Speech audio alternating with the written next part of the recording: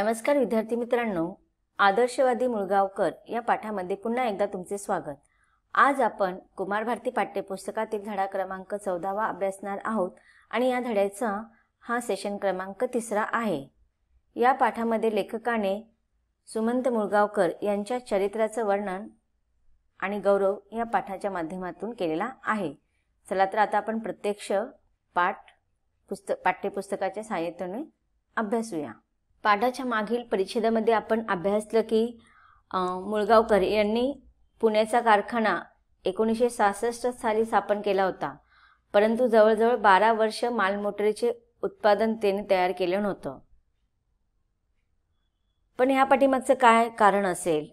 साधारणपणे जर आपण पाहिलं की बहुसंख्य जे उद्योजक असतात ते भराभर उत्पादन तयार करतात आणि बाजारात आणतात आणि ह्या घाईमुळे काय होतं की उत्पादनामध्ये दोष राहतात।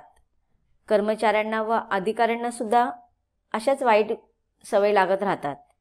उत्पादनात उणीवा दिसल्या तर तिकडे दुर्लक्ष केले जाते आणि ही सवय सगळ्यांनाच लागते।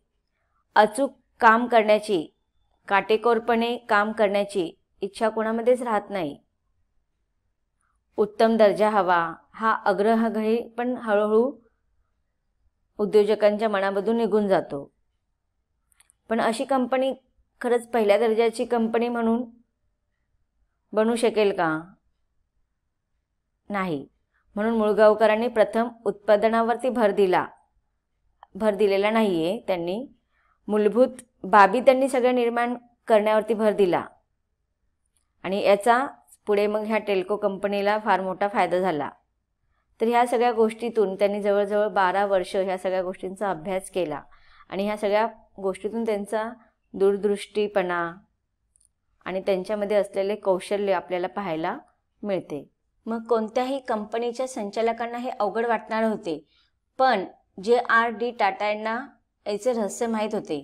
ते म्हणत की मुळगावकरांना कारखाना उभा करायचा नसून एक उद्योग स्थापन करायचा आहे।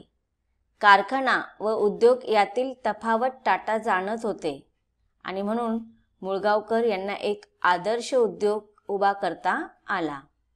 मुळगावकर हे अतिशय सौम्य प्रवृत्तीचे गृहस्थ, ते मोजकेच बोलणारे आणि जसे देखणे तसेच टापटिपीचे। टेल्कोसारखा स्वच्छ कारखाना पाहताना आपण कारखान्यात आहोत असे वाटतच नाही। आपल्या सर्व दर्जाच्या व्यवस्थापकांनी रोज कारखान्यात फेरी मारलीच पाहिजे असा त्यांचा कटाक्ष होता आणि टेल्कोत ही परंपराच पडली आहे। आता बघा, त्यांनी त्यांच्या स्वभावाचं वर्णन केलेलं की ते एकदम सौम्य प्रवृत्तीचे गृहस्थ होते, मोजकेच बोलायचे, दिसायला सुंदर रुबाबदार होते, देखणे होते आणि टापटीप होते। जसं त्यांना राहणीमानामध्ये टापटीपपणा आवडायचा तसंच त्यांना त्यांच्या आपल्या कारखान्यामध्ये सुद्धा टापटीपपणा आवडायचा। म्हणूनच इथे लेखक म्हणतात की जेव्हा ते टेल्कोमध्ये कारखान्यात जायचं असं वाटायचं नाही की ते एखादा कारखाना असेल। आता कारखाना म्हटल्यावर तुम्हाला माहिती की सर्वसामान्य आपण त्याचं चित्र डोळ्यासमोर उभं करू शकतो, पण ते म्हणतात की टेल्कोसारखा स्वच्छ कारखाना पाहताना आपल्याला असं वाटत नाही की तो कारखाना आहे आणि आपल्या सर्व दर्जाच्या व्यवस्थापकांनी रोज कारखान्यात फेरी मारलीच पाहिजे असा त्यांचा कटाक्ष होता। म्हणजे नियम सगळ्यांसाठी सारखेच होते, स्वतःसाठी त्यांनी नियम लावून घेतलेले होते आणि सर्व दर्जाचे जे काही व्यवस्थापक होते त्यांनी स्वतः रोज कारखान्यामध्ये फेरी मारली पाहिजे ही आणि पुढे ही टेल्कोची परंपराच पडली का? कारण की जर एखादा मोठा अधिकारी रोज कारखान्यामध्ये येतोय, कारखान्यातील कामगारांबरोबर बसतो, त्यांच्याबरोबर चर्चा करतो, त्यांच्याबरोबर बसून विचार विनिमय करतो, ह्या गोष्टीने काय होतं की जे कोणी व्यवस्थापक असतात, कामगार असतात, अधिकारी वर्ग असतात, त्यांच्यावरती पण सगळ्यांवरती बंधनं असतात आणि बंधनामुळे ती काटेकोरपणे सगळे काम करत असतात। पण बंधनामध्ये काटेकोरपणे काम करण्याबरोबर एक जिव्हाळा सुद्धा तयार होतो, एक आपुलकी तयार होते आणि ही सगळी परंपरा टेल्कोमध्ये कोणी सुरू केलेली होती तर मुळगावकर यांनी सुरू केलेली होती। म्हणून पुढे लेखक वर्णन करताना म्हणतात की कारखान्याचे अध्यक्षच कामगारात मिसळत असल्याने इतर अधिकारीही मिसळतात, विचारांची देवाणघेवाण होते। मुळगावकर यांची आणखी एक सवय होती, ते दौऱ्यावर असताना टेल्कोच्या मालमोटार दिसल्यास ती थांबवून ते ड्रायव्हरशी बोलत आणि मोटार कशी चालते, अडचणी काय येतात इत्यादी चौकशी करत. बघा, एखाद्या कारखान्याच्या मोठ्या अधिकाऱ्याने माल मोटर चालवणाऱ्या छोट्याशा ड्रायव्हरबरोबर बोलणे ही त्यांच्या मनाचा उदारपणा तर पाहायला मिळतोच, पण त्यामुळे त्यांची चौकस बुद्धीही आपल्याला पाहायला मिळते. की बघा, मोटारीचा जो ड्रायव्हर असतो तो देशभर सर्वत्र विविध प्रदेशामध्ये नेहमी तो हिंडत असतो, फिरत असतो. तो कधी जंगलातून प्रवास करत असतो, तर कधी वाळवंटी प्रदेशातून सुद्धा प्रवास करतो, कधी उंच सखल अशा प्रदेशातून प्रवास करत असतो, कधी सपाट प्रदेश, कधी दलदलयुक्त प्रदेश असतात, तर कधी अतिथंडीचा प्रदेश, कधी प्रचंड पाऊस असणाऱ्या प्रदेशामध्ये विविध प्रकारच्या परिसरामधून त्याने आपली माल मोटारचा प्रवास केलेला असतो. आणि त्यामुळे प्रत्यक्ष जो काय अनुभव असतो तो त्या ड्रायव्हरला आलेला असतो. गाडी चालवताना, माल मोटार चालवत असताना त्या ड्रायव्हरला अनेक वेगवेगळ्या प्रकारच्या अनुभव आलेले असतात. काय समस्या आहेत हे त्या ड्रायव्हरलाच माहिती असतं. मग अशा वेगवेगळ्या प्रकारच्या परिसरातील वातावरणामध्ये आपली माल मोटार कशी चालते किंवा कशी चालत असेल, काही अडचणी निर्माण होत असतील का, मोटारीच्या स्वरूपात उणिवा राहिल्या असतील का, असा प्रश्नांची उत्तरे माळगावकर काय करायचे, ड्रायव्हर बरोबर संवाद साधून त्या संवादामार्फत मिळवून घ्यायचे. गाडीत काही उणिवा असतील तर त्या दूर करता येतील का, दूर करता येतात हे त्यांना माहिती असायचे. आणि आपली मोटार अधिक निर्दोष होण्याची संधी त्यांना मिळायची. म्हणूनच ते प्रत्यक्ष ड्रायव्हर बरोबर बोलून गाडी संदर्भात, मोटार कशी चालते, अडचणी काय काय येतात, या सगळ्यांची ते चौकशी स्वतः करत असत.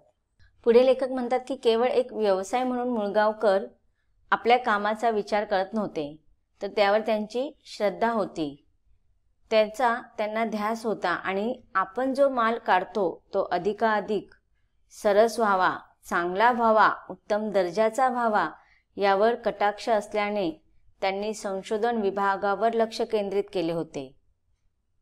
त्यांनी तंत्रज्ञ शिकवून तयार करणे हे आपले कर्तव्य मानले होते. मग वेगवेगळे प्रकारचे मोठ्या क्षेत्रातील अधिकारी, कारखान्यातील प्रत्येक वेगवेगळे जे सुटे माल असायचे, वेगवेगळे पार्ट्स असायचे, त्याच्यासाठी विशेष असे तंत्रज्ञ ते शिकवून तयार करायचे.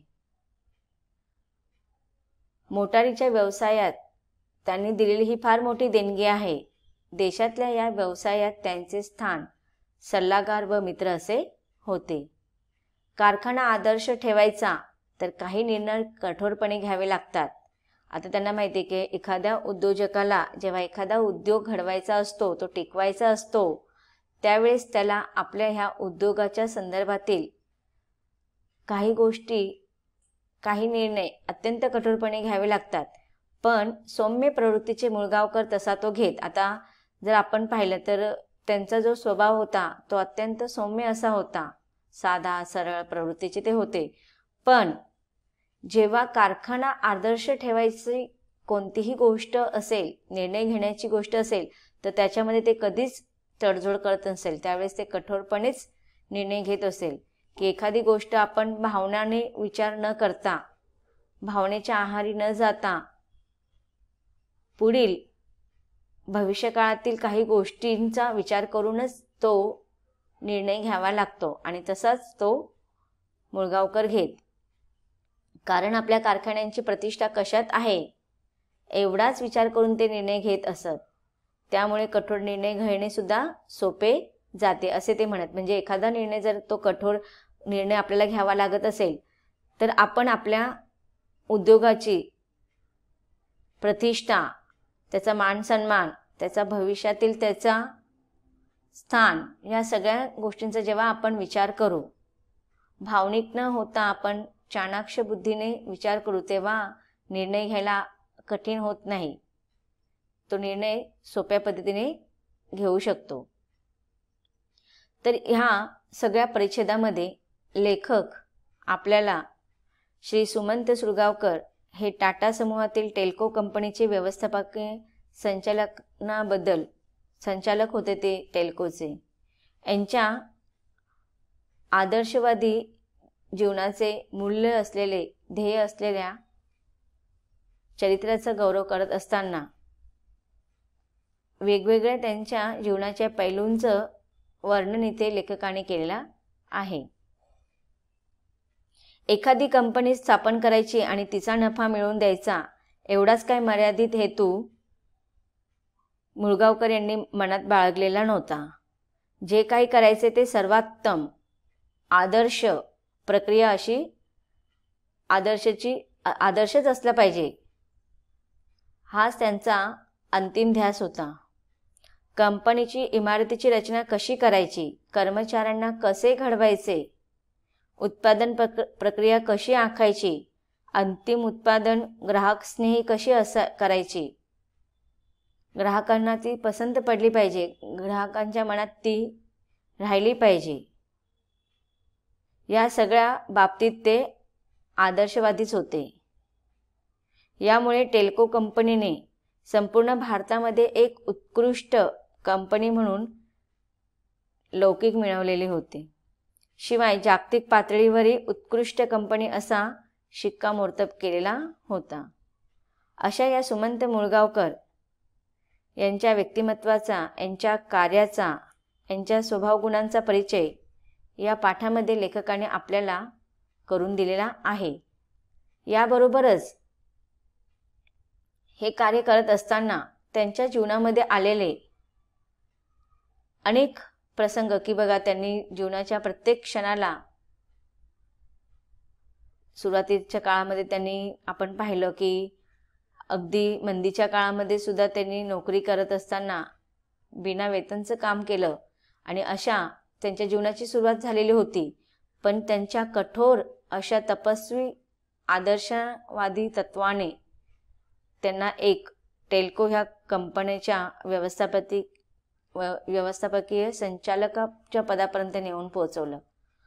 त्यांनी जे काही आतोनात कष्ट केले होते, त्यांच्या ह्या कर्तृत्वाबद्दल आपल्याला ह्या पाठामध्ये लेखकाने माहिती दिलेली आहे.